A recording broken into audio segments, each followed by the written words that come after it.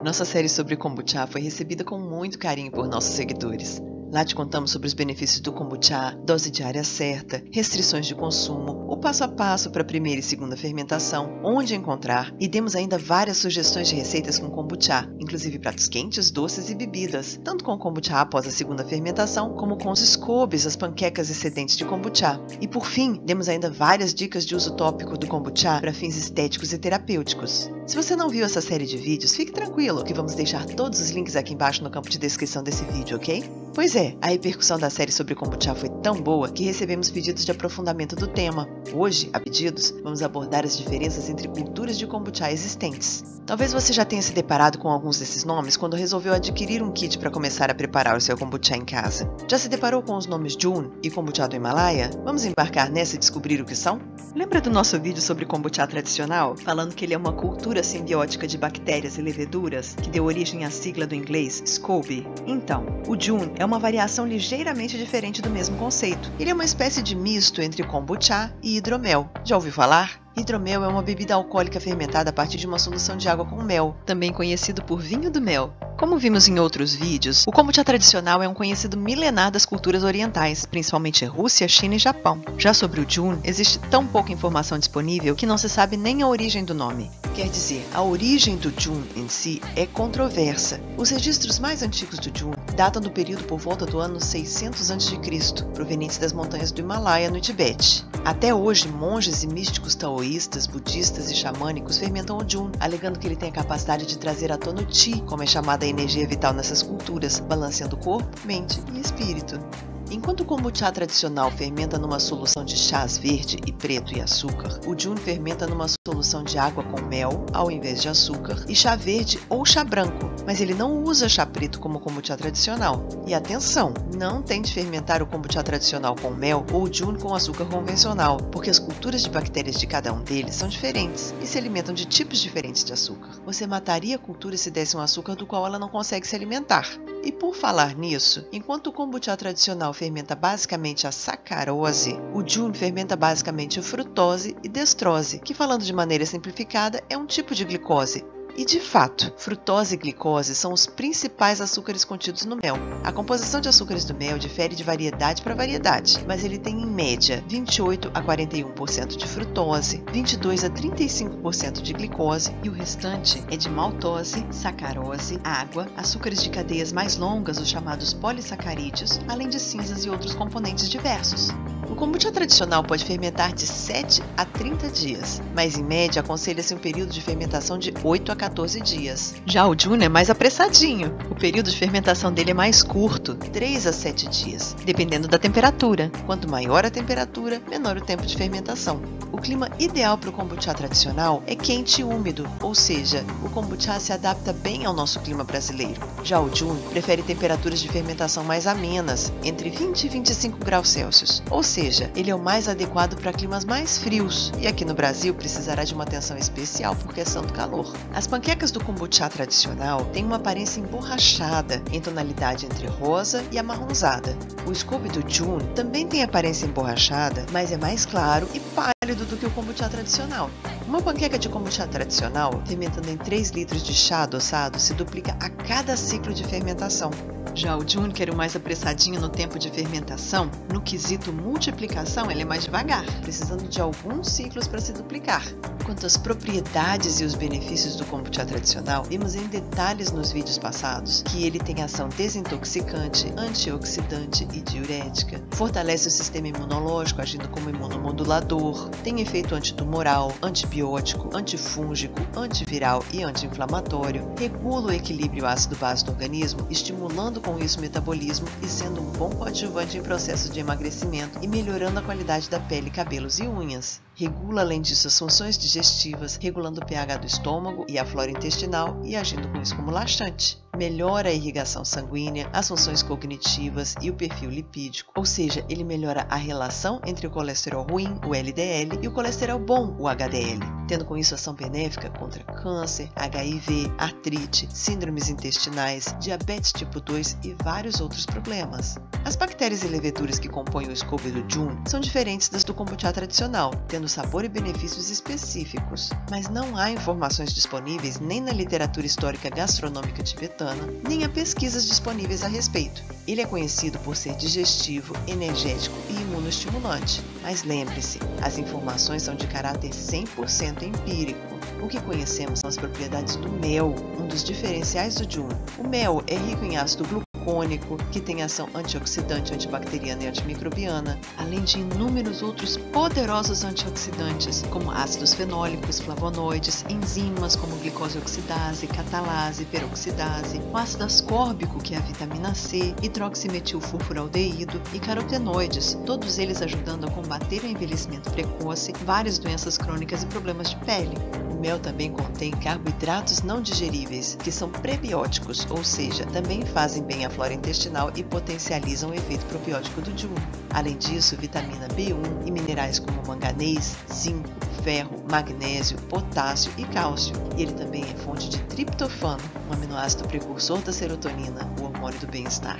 Na fermentação do kombucha tradicional, açúcar e cafeína são transformados em vitaminas, minerais e enzimas, e o álcool produzido no início do processo de fermentação é progressivamente quebrado em ácidos orgânicos saudáveis, como ácido lático, acético, oxálico, úsnico, málico, glucônico, butírico, entre outros, e o teor remanescente de álcool é de aproximadamente 0,5%. Já o teor final de álcool do Jun é maior do que no kombucha tradicional, aproximadamente 2 a 7%. Por isso, ele é inapropriado para crianças, grávidas, lactantes e quaisquer pessoas que estejam tomando medicamentos que contraindiquem o consumo de bebida alcoólica, como antibióticos, antidepressivos, sibutramina, que é um emagrecedor, paracetamol, entre vários outros. Por isso, se você está tomando algum medicamento, você deve consultar o seu médico se pode consumir bebida com algum teor alcoólico, ok? A bebida final do kombucha tradicional é similar a uma cidra frisante de maçã. O pH ideal da bebida final é de 3, ou seja, é bastante ácido, podendo ser um pouco acima ou um pouco abaixo.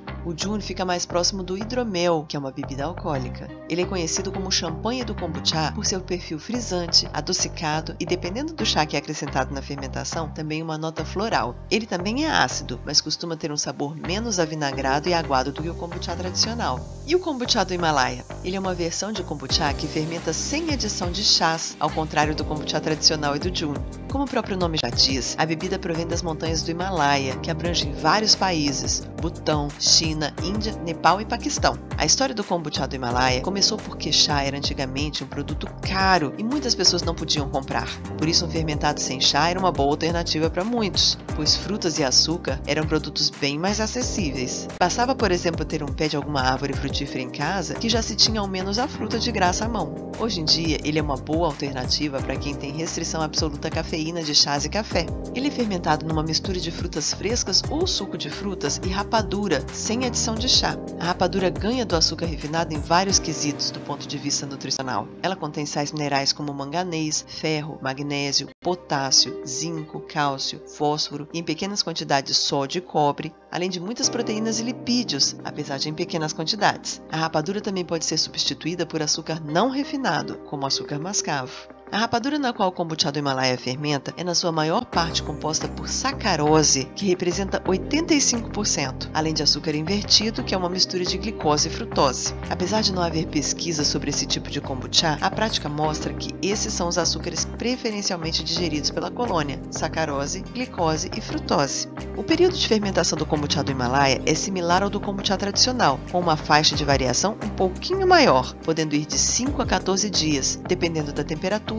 Quanto maior a temperatura, menos tempo de fermentação é necessário, e da quantidade de frutas ou suco adicionada. Quanto mais fruta, maior o tempo de fermentação necessário. E a faixa ideal de temperatura para a fermentação do kombucha do Himalaia é de 25 a 30 graus, ou seja, ele também se adapta bem ao clima brasileiro, apesar de termos muitas vezes temperaturas acima disso. O scoop do kombucha do Himalaia é ainda mais pálido do que os dois anteriores e menos encorpado, ou seja, ele é mais fininho, já que sem a cafeína, a cultura produz menos tapete de celulose para aglutinar as bactérias. E assim como o Jun, o kombucha do Himalaia também é mais lento do que o kombucha tradicional para se multiplicar.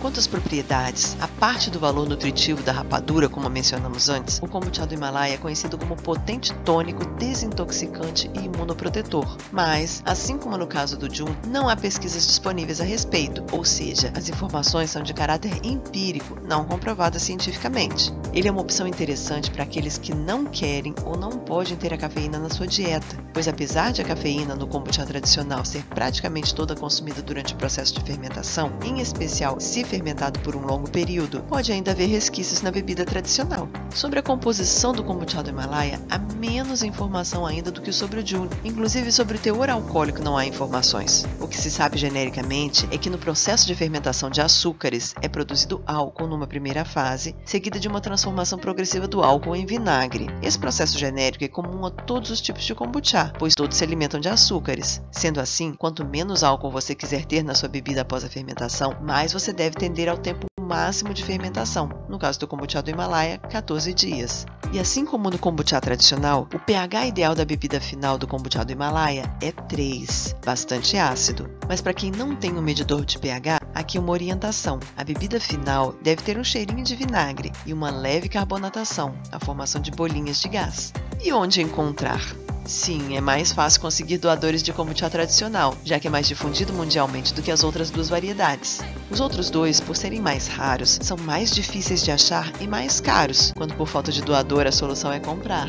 Aqui algumas alternativas para quem mora no Brasil. Fizemos uma breve pesquisa no Google, Facebook e sites de doações e venda de probióticos. Aqui alguns resultados.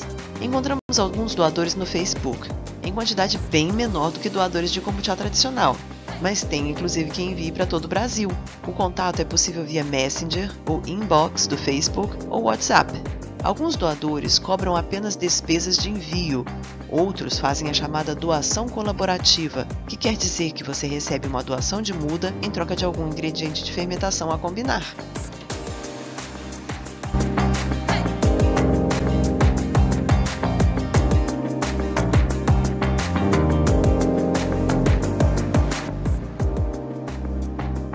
No site Probióticos Brasil, só encontramos uma doadora de Jun e nenhum doador de kombucha do Himalaia.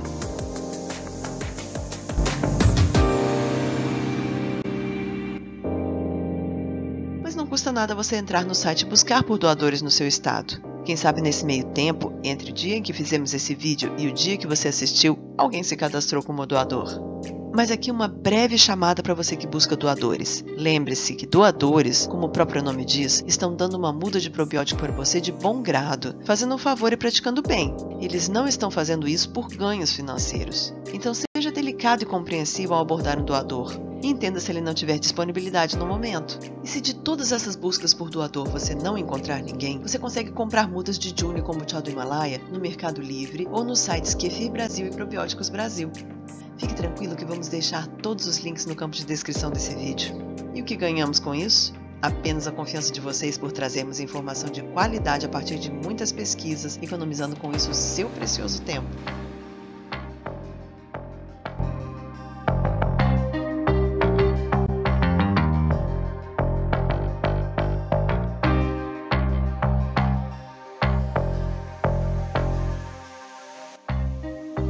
Qual a receita básica de cada um deles?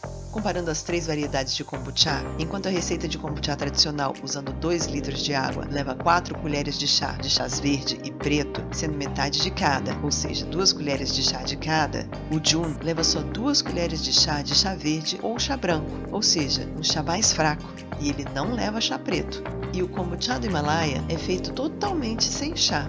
Para essa quantidade, o kombucha tradicional leva meia xícara de açúcar, que pode ser refinado ou não. O Jun leva meia xícara, mas não de açúcar, de mel. E o kombucha do Himalaia leva meia xícara de rapadura ou açúcar mascavo, mas nunca o açúcar refinado. Além disso, o kombucha do Himalaia leva aqui um ingrediente adicional que não entra nas outras 2 receitas, meia xícara de frutas frescas ou suco de frutas. Essas são as quantidades mínimas de açúcar necessárias para alimentar a colônia de bactérias leveduras e mantê-las saudáveis. Mas aqui as receitas têm uma certa flexibilidade. Você pode sim adicionar um pouco mais do respectivo açúcar a gosto, ou seja, açúcar para o kombucha tradicional, mel para o Jun e rapadura e frutas para o kombucha do Himalaia. Mas não exagere, porque você estará com isso aumentando o teor de açúcar remanescente na mistura após a fermentação. Todas as 3 versões levam uma panqueca pequena à média da respectiva colônia de fermentação, quer kombucha, jun ou kombucha do Himalaia. Por fim, enquanto no kombucha tradicional coloca-se 1 xícara de chá ativador ou starter para garantir um meio ácido que proteja a cultura do mofo e outros micro-organismos agressivos, o jun e o kombucha do Himalaia só precisam de meia xícara de chá ativador. Lembre-se que para o preparo de qualquer fermentado à base de água é recomendado usar água desclorada e que todo líquido aquecido, como no caso do preparo do chá para o kombucha tradicional e o jun, e na água aquecida para diluir a rapadura do kombucha do Himalaia, é essencial que você deixe esfriar depois completamente até que atinja a temperatura ambiente, porque temperaturas elevadas podem matar sua cultura, ok? E se você ainda não conhece nosso vídeo com o passo a passo do preparo do kombucha, atenção! O link para o vídeo com todos os detalhes do preparo está disponível no campo de descrição desse vídeo aqui embaixo. Corre lá para conferir e seguir tudo certinho na hora de preparar seu probiótico. A segunda fermentação, tipicamente feita com o kombucha tradicional, pode ser feita da mesma forma com o jun e o kombucha do Himalaia, ou seja, mais um motivo para você conferir nosso vídeo com o passo a passo do preparo do kombucha. Mas agora você que já é conhecedor desse universo dos probióticos deve estar se perguntando: mas e o kombucha de café, o kombucha de mate e o kombucha de hibisco? Bom, essas não são variedades diferentes do kombucha como o jun e o kombucha do Himalaia. São adaptações do scoby original de kombucha tradicional, a substituição dos chás verde e preto respectivamente por café, chá mate e chá de hibisco. Por isso reservamos vídeos futuros para falar especificamente sobre eles, ok? Ficou curioso? Então fique ligado nos nossos próximos vídeos. E se você ainda não se inscreveu no nosso canal, essa é a hora! Inscreva-se e não esqueça de clicar no sininho para ativar as notificações. Assim você será imediatamente notificado sempre que lançarmos um novo vídeo e não correrá mais o risco de ficar por fora das nossas novidades. E não deixe de conferir também o campo de descrição desse vídeo. Como falamos, ele está repleto de informações, inclusive link para a nossa série de vídeos sobre kombucha e os links que você precisa acessar para encontrar mudas de jun e kombucha do Himalaia. Fique também à vontade para deixar seus comentários com dúvidas e sugerir assuntos que te interessem e possam se tornar tema de vídeos futuros, assim como foi o caso desse vídeo. E se você gostou desse vídeo, curta e compartilhe. Com isso, você estará fazendo bem, difundindo informação de qualidade, facilitando o caminho para outras pessoas para que elas encontrem essas informações mais facilmente. Grande abraço, muita luz e até a próxima!